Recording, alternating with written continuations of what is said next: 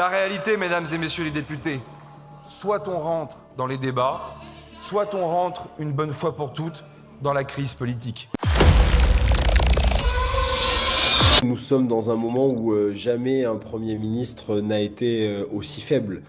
On a une absence de majorité à l'Assemblée nationale. On est dans un moment totalement inédit où personne ne peut gouverner seul et où on a vu que Sébastien Lecornu avait dû d'abord démissionner avant d'être renommé Premier ministre une deuxième fois. Donc on a clairement un Premier ministre qui est politiquement dans une situation de grande faiblesse, ce qui va devoir lui imposer de travailler avec les députés, tous les députés à l'Assemblée nationale, pour aller construire des projets, des majorités.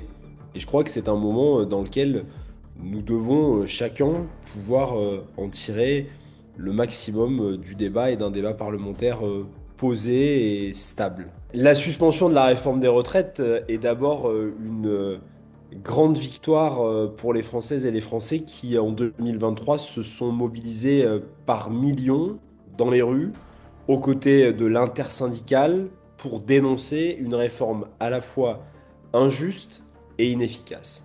C'est aussi une très grande victoire sur finalement un déni de démocratie qui avait été imposé à l'époque, puisque cette réforme n'avait pas été votée par les députés, elle avait été imposée par 49-3, c'est-à-dire imposée par le gouvernement. Et cette réforme des retraites injuste, je le redis, avait beaucoup fracturé la société. C'était la condition politique qu'avait mis le Parti socialiste pour ne pas censurer dès l'installation de ce gouvernement, Monsieur Lecornu. Et donc nous, au Parti socialiste, nous sommes satisfaits de voir que grâce à notre combat et grâce à cette suspension, 3,5 millions de Français pourront partir à la retraite plus tôt.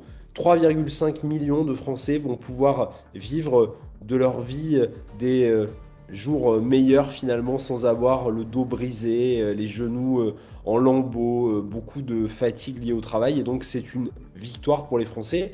C'est un premier pas que voulaient amener les socialistes aux Françaises et aux Français. C'est notre état d'esprit et c'est ça que nous allons faire dans les semaines et dans les mois qui viennent sur tous les sujets qui sont devant nous.